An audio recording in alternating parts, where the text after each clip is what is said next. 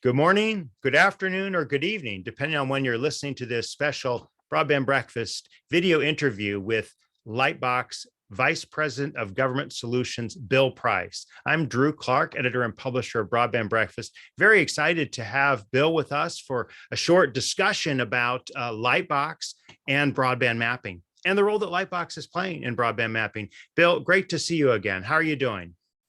I'm doing great, Drew. Nice to be here. Thank you for doing this. So Bill, tell me just a little bit about LightBox. Who is LightBox as a company? It didn't necessarily start off in the broadband space, did it? No, it didn't. LightBox grew out of a gap in the market for location data excellence, right, and accuracy. And so the founders put the company together and got started with their vision to go to the market with a lot of location data that was accurate and comprehensive and could be used in multiple use cases, like in commercial real estate, risk and insurance, in government, online services like Zillow and Uber and Google and Apple and others. Whenever you're using their app, it's pulling from LightBox's location intelligence data, right, which has lots of parts. It's like, think of it like, an aircraft, and it has, 3,000 parts in it that makes up location data, right? Everything from, the number of structures to the types of structures, the property boundaries, the point on the structures that's accurate, the, latitude and longitude. There's a lot of stuff behind them, under the covers, if you will, right? That pulls it all together and makes it meaningful depending on what the user wants to do with it.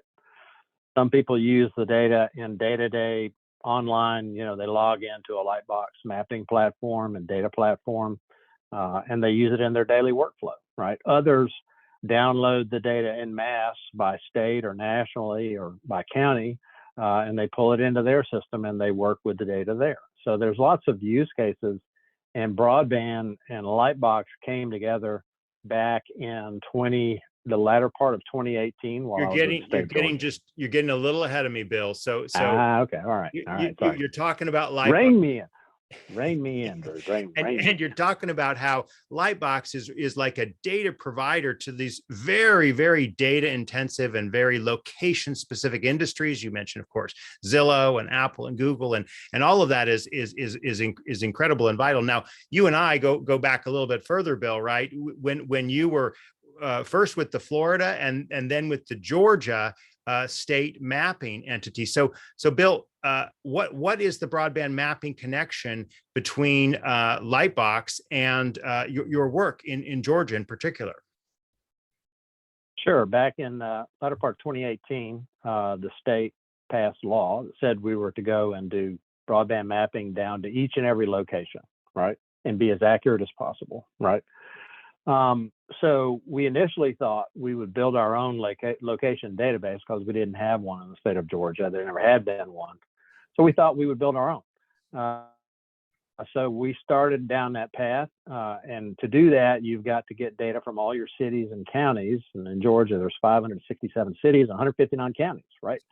And we found out that wasn't going so well. And we went back to the executives and said, well, it's going to take at least a couple of years, and then we're not really sure because they're not really cooperating.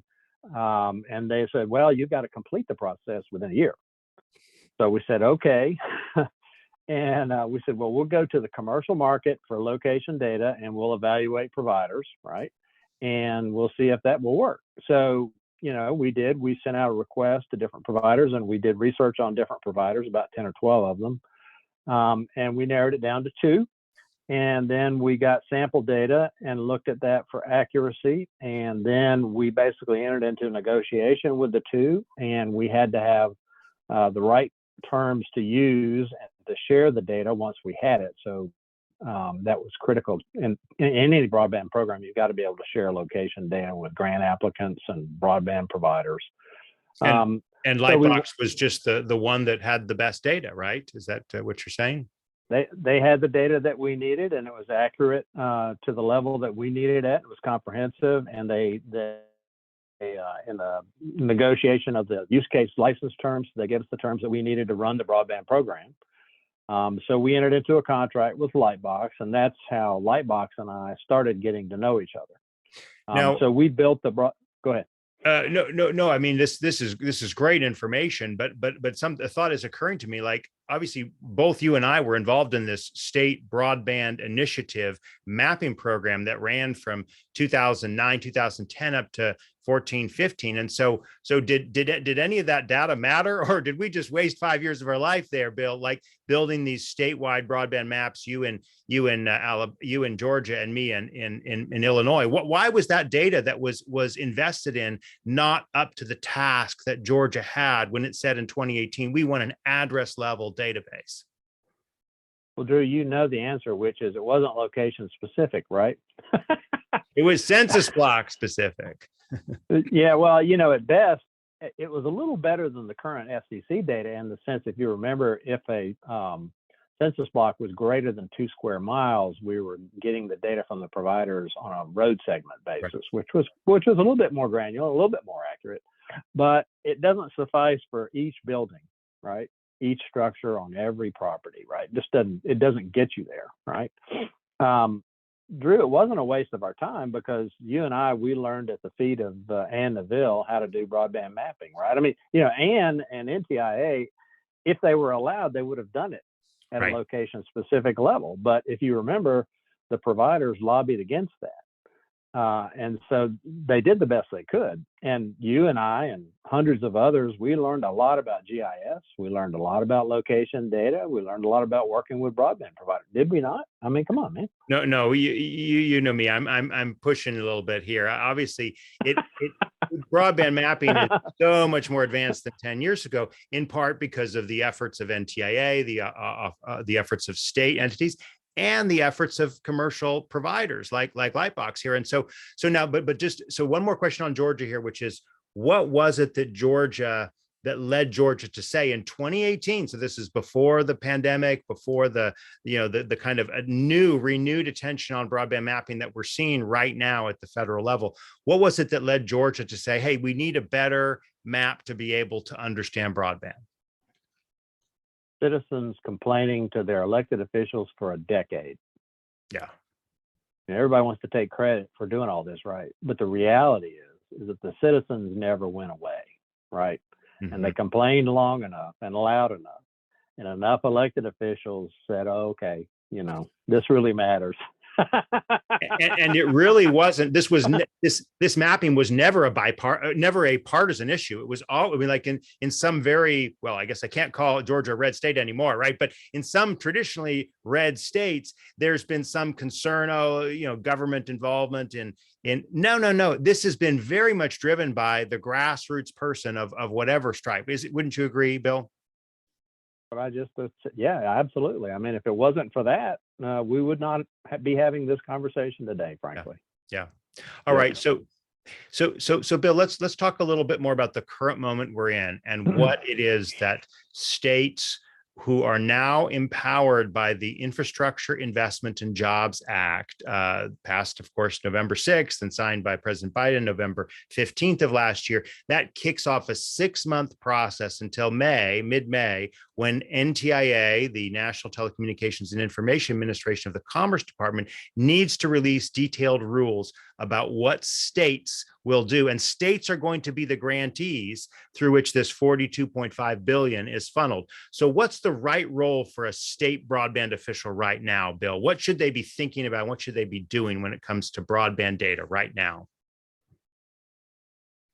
Well, that's a big question, isn't it? Well, as it relates to mapping and why that's important, the actual cost of deploying broadband to unserved areas depends on the accuracy of the location data you've got. If you don't know where it is, think about building highways without knowing all the property, all the zoning, all the owners, all the details. You have to plan a highway, right? It's the same deal, right? It's a big capital intensive investment, right?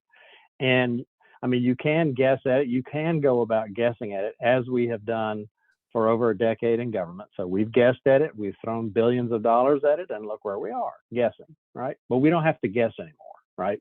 We can treat broadband infrastructure investment planning just like we do any other infrastructure, right? And we can get all the details. We can get down to the locations. We can know which homes on which roads how far they are from existing networks, and all of that affects the actual cost to build and serve them. All of that affects how much grant money we, as if you're in government, you need to make available, right? It helps you size your, the size of your problem and where the problems are. That was one of the big differences, the big ahas out of the initial Georgia effort, was seeing where the unserved actually were, which was vastly different than what the FCC data was showing us at a macro census block level, right? So that was huge, and that has huge implications for cost, right? And that's really a ginormous, in government, if you're investing your money with the industry, the ISPs, so it's like a joint investment. If we're jointly going to invest, don't we want to invest smartly? Do we want to guess? I don't think so. I mean, the private sector doesn't like to invest when they guess, right? They want to know as much as they can know. And the good news is, hey, it doesn't take that long. You can do one of these statewide in 6 months or less, right? It's a fraction. The cost to do it is a fraction of the total funds available to invest in broadband, right? It's like less than 2%, right? So it's like a no-brainer from that perspective, Drew, to go do it. Now, there's one other thing that we're working with the state of Montana right now and doing their broadband map, and we did an assessment based on the initial results. And another big aha, of course, tracks back to IIJA. So as you know, every state gets a minimum allocation of $100 million. Now, there's another, I think, 35 or 40 billion that is really up for grabs to be distributed by two states based on the number of unserved locations that the FCC results show.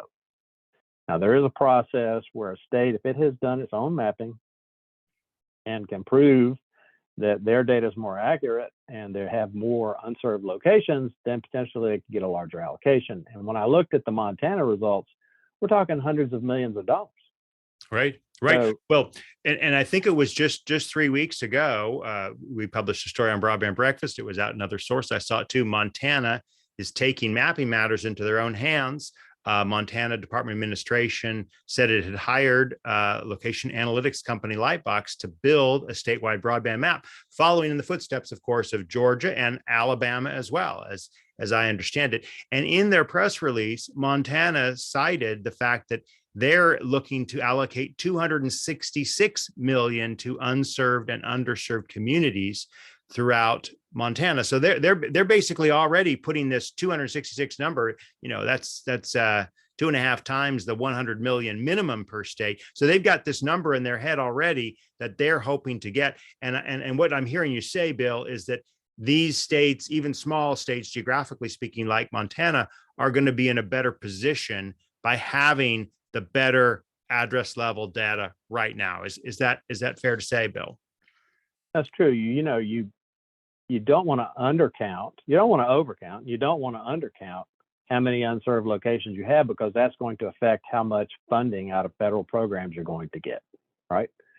And if you just solely rely on the efforts, on the unknown efforts of a federal agency, if you're okay with that, then fine, right? You just take what they give you. But if you want to be sort of in the driver's seat for your state and be able to advocate for your state, right, to get an appropriate amount of funds or an appropriate percentage of the funds, right, then you'd want to have your own data, right? Well, what else are you discovering, Bill, as you and LightBox talk with more states out there that are kind of scoping out this? We're in this moment in time where they're waiting for rules from NTIA on how the money is going to be distributed. But we all know, because the law says so, that the money is going to be distributed based on unserved on a household level. So what are some kind of final thoughts that you'd have about what, you and LightBox are helping states to do to be prepared for the big funnel of money coming through IIJA?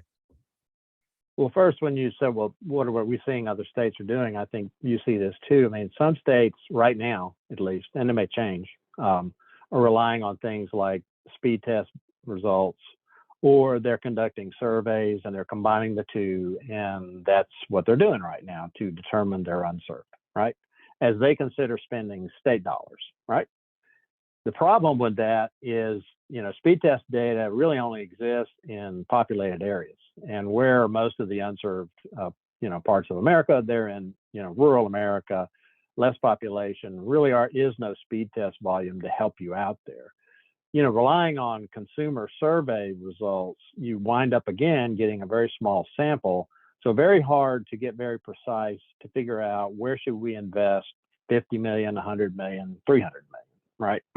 The governor just announced that he's awarded 400 million based on the location data and the grant applications they got, right? So we'll see how these states, what they decide to do over time, right? And again, they don't have to be accurate. They don't have to be comprehensive. They can guess at it, right? And it is what it is. Then you have other states, right? Like New York and Vermont, Virginia, Oklahoma had put out an RFP for location mapping.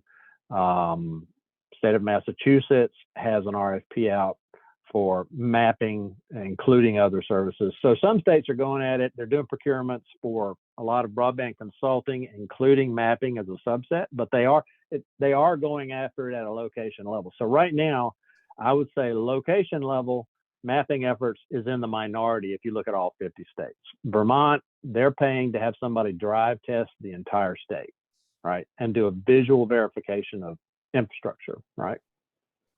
Does that help you with that? Well, absolutely. I mean, it's a world where what you're saying is that states have their future in front of them. They can either do something that's detailed and accurate and likely to result in more funds, or they can do something that is more guessworky, patchworky, relying on the federal government. But it's a moment where good data is likely to pay off. Is that the message you'd leave us with, or is there anything else you'd like to add in conclusion here, Bill, before we wrap up our interview?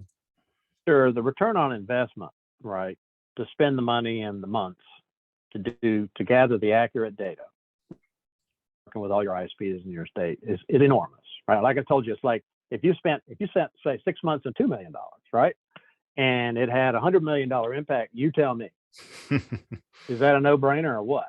Right. It is, and it's great, and we certainly encourage all of our readers of Broadband Breakfast to join us for future events that we'll be having in this series on broadband data and mapping.